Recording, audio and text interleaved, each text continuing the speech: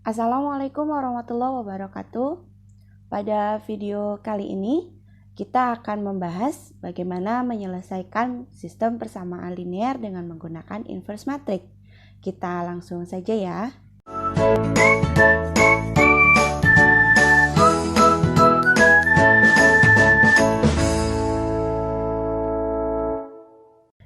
Setelah pada video sebelumnya kita telah mempelajari bagaimana menyelesaikan sistem persamaan linear dengan cara menggunakan grafik, eliminasi, substitusi, ataupun kombinasi antara eliminasi dan substitusi. Ternyata sistem persamaan linear ini dapat diselesaikan dengan materi yang berhubungan dengan matriks. Nah, salah satunya adalah dengan menggunakan inverse matrix. Di sini saya akan membahas sistem persamaan linear untuk 3 variabel ya. Kita langsung saja. Untuk sistem persamaan linear 3 variabel, bentuk umumnya saya tulis seperti ini. Variabel yang digunakan adalah X1, X2, dan X3. Bisa juga untuk X, Y, Z ya. Karena itu kan variabel boleh diganti dengan apapun. Nggak hanya harus selalu X, Y, Z saja. Nah, ternyata sistem persamaan linear ini dapat bersesuaian dengan matriks. Matriks apa? Bentuknya akan menjadi seperti ini. Yang pertama adalah koefisien dari tiap-tiap variabelnya.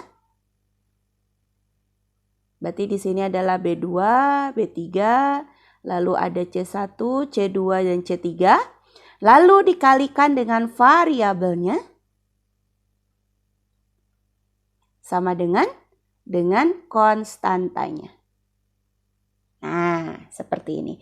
Kenapa bentuknya seperti ini? Logikanya, ini kan baris kali kolom ya kalau perkalian matriks. Berarti ini kita kalikan dengan ini. Maka nanti akan dapat A1 dengan X1, B1 dengan X2, dan C1 dengan X3. Maka dapatlah nanti seperti itu. Oke? Lalu kalau kita misalkan si koefisien matriks koefisien dari variabelnya adalah matriks A, sedangkan variabel yang dicari adalah matriks X dan konstantanya adalah matriks D, maka kita kan mau cari solusinya ya. Mau cari berapa sih si X1, X2, X3 ini? Berarti akan dicari matriks X-nya ya. Nah, ini awalnya perkalian nih.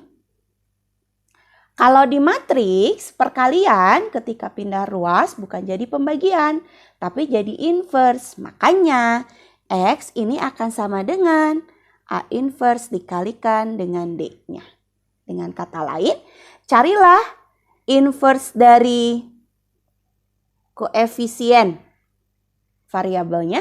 Nanti dikalikan dengan konstantanya, dapatlah itu adalah solusi dari sistem persamaan linear tersebut. Jadi pegang saja yang ini ya. Oke? Bagaimana cara menyelesaikan dalam sebuah soalnya? Kita lihat contoh berikut ini. Saya geser dulu. Penggunaannya seperti apa?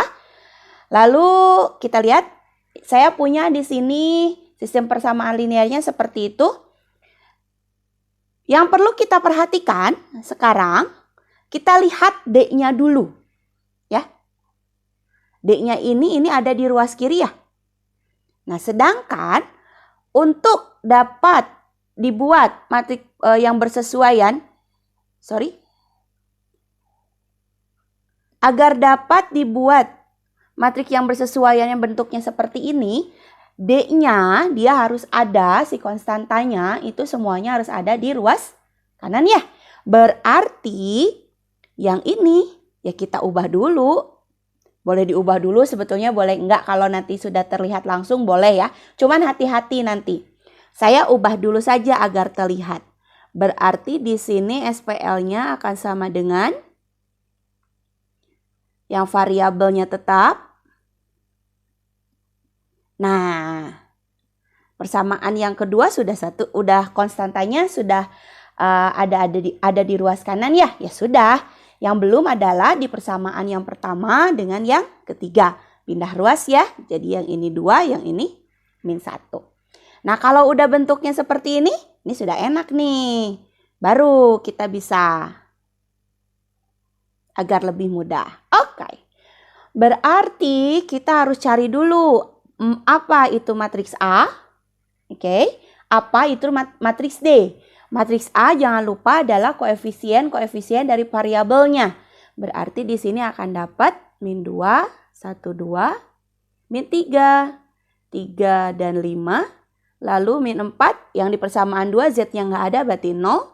Yang ini 1. Paham ya? Mudah-mudahan paham ya, jelas ya. Lalu berarti kita harus punya D-nya. D-nya apa? Berarti jangan lupa dia adalah konstantanya yang sudah ada di ruas kanan. Berarti di sini adalah 2, 1, dan min 1. Sampai sini jelas ya. Lalu seperti itu ya sudah. Kita harus cari dulu. X itu kita mau cari. X itu apa? X itu katanya nanti harus didapat A inverse dikalikan D. Berarti kita harus cari A inverse-nya dulu. Untuk mencari A inverse tentunya kita harus cari kofaktornya dulu ya. Jika yang masih belum lancar untuk mencari kofaktor silahkan kerjakan secara per langkah, per step-nya ya. Di sini saya langsung. Yang masih belum lancar juga silahkan lihat kembali video sebelumnya yang membahas mengenai kofaktor ini. Nanti linknya akan saya sertakan di kolom deskripsi ya, berbarengan tadi dengan inverse-nya. Di sini kita seperti biasa akan cari plus minnya terlebih dahulu untuk kofaktornya. Lalu setelah itu nanti jangan lupa kita tutup baris 1 dengan kolom 1, baris 1 dengan kolom 2, dan seterusnya. Di sini saya langsung untuk baris 1 kolom 1 akan dapat 3 dikurangi 0 ya. Harus sudah bisa mengikuti ya. Lalu baris 1 kolom 2 nanti dapat 1 kurang 0. Baris 1 kolom 3 adalah 5 kurang 6. Lalu baris 2 kolom 1 nanti akan dapat 3 dikurangin min 20. Jangan lupa. Lalu nanti baris 2 dengan kolom 2 akan dapat min 2 dikurangin min 8. Oke. Baris 2 dengan kolom 3 nanti akan dapat min baris 2 kolom 3. Berarti akan dapat min 10 dikurangin min 6. Oke. Terakhir baris 3 dengan kolom 1 akan dapat 0 dikurangin min 12.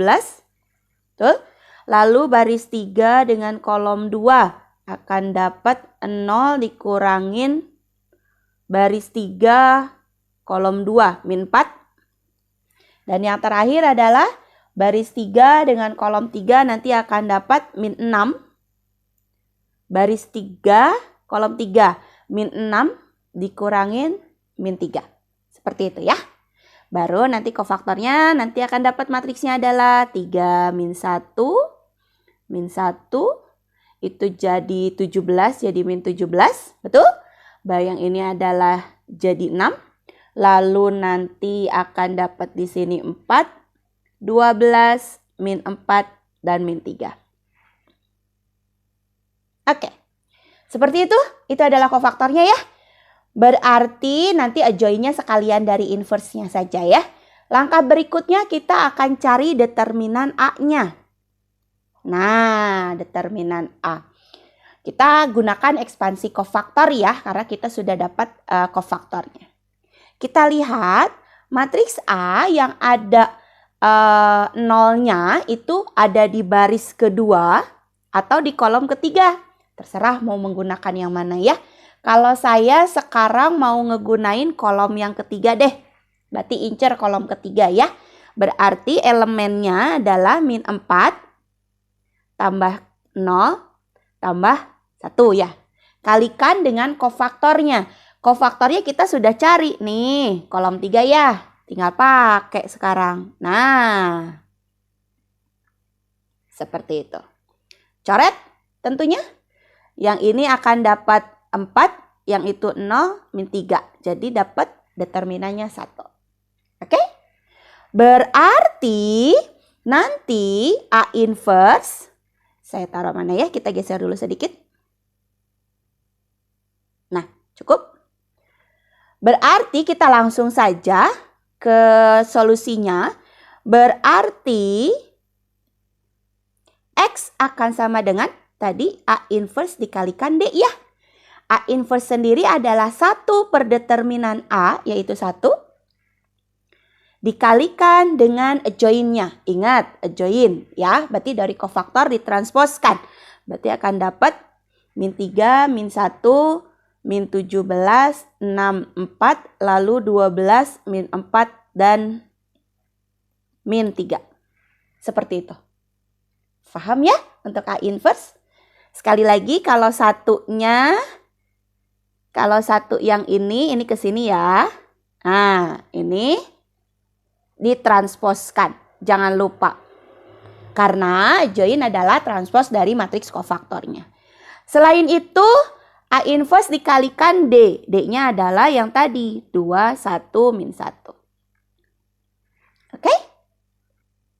Nah, sekarang karena determinannya 1, ya gampang ya. 1 per 1, yaitu nanti akan 1. Jika bukan 1, saran saya langkah pertama kita kalikan dulu matriks ini baru dengan skalarnya. Jangan skalarnya dulu karena logikanya kalau di sini bukan 1 nanti tidak pas ya.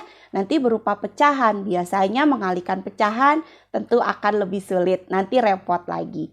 Jadi saran saya yang ininya dulu, yang bukan skalarnya dulu kita kalikan. Nah, kalau masih ingat apakah matriks ini bisa dikalikan? Kita bisa cek dong ya. Yang ini kan matriksnya 3 kali 3 ya ordonya. Yang ini 3 kali 1 ya. Nih sama. Oke? Berarti bisa dikalikan. Kenapa bisa dikalikan? Kalau yang masih belum lancar silahkan lihat kembali perkalian antar matriks ya. Di operasi matriks tentunya. Linknya nanti saya akan sertakan di kolom deskripsi. Hasilnya akan menjadi apa? Tentunya nanti matriksnya akan menjadi 3 kali 1. Hasilnya mana? Yuk kita kerjakan. Kita geser dulu ya. Oke, nanti hasilnya akan sama dengan 1 per 1-nya tidak saya tulis ya karena 1 ya sudah. Nah sekarang baris 1 dengan kolom 1. Kebetulan di sini cuma ada 1 kolom ya. Saya bedakan dulu warnanya supaya terlihat. Baris 1, ya ini cuma ada 1 kolom ya sudah. Nah jangan lupa karena ini ada di baris 1, mengalihkan yang baris 1 hasilnya ada di baris 1. Jadi hasilnya 6 dikurang 17 dikurang 12 ya. Selesai karena cuma 1 kolom ya. Nah sekarang baris 2 berarti min 2 ditambah 6 tambah 4. Lalu yang baris 3 adalah min 2 tambah 4 ditambah 3. Nanti akan sama dengan hasilnya min 23. Betul? Lalu akan ada 8. Lalu akan ada 5. Nah, seperti itu. Berarti nanti dapatlah X-nya dari sini. Min 23. Y-nya 8. Dan Z-nya 5. Dapat deh seperti itu. Ya, mudah bukan? Nah, bagaimana mengecek agar hasilnya itu adalah benar apa yang kita sudah dapatkan tadi? Sekarang tinggal kita lihat. Mana persamaan yang tadi? Saya geser dulu. Ini ya. Nah, kita masukkan sekarang. Ya, substitusikan. Tadi kan dapat X-nya itu adalah min 23, Y-nya adalah dapat 8 dan Z-nya dapat 5 ya. Nah, masukkan ke sini. Kita substitusikan. Berarti min 2 kalikan min 23, min 3 kalikan 8, lalu min 4 kalikan 5. Seperti itu. Kita hitung. Ini jadi 46 min 24 min 20 ya. Hasilnya berapa? Yang ini kan jadi 44. Nah, hasilnya 2 ya. Cek. Betul. Tuh. Oke. Apakah cukup 1? Enggak. Harus ketiga-tiganya. Jadi silahkan cek lagi ke persamaan yang kedua dan persamaan yang ketiga. Apakah memenuhi apa tidak? Silahkan kalian cek sendiri ya untuk kepersamaan kedua dan ketiga. Oke, sekian untuk video kali ini. Mudah-mudahan bermanfaat. Sampai ketemu lagi di video berikutnya. Assalamualaikum warahmatullahi wabarakatuh.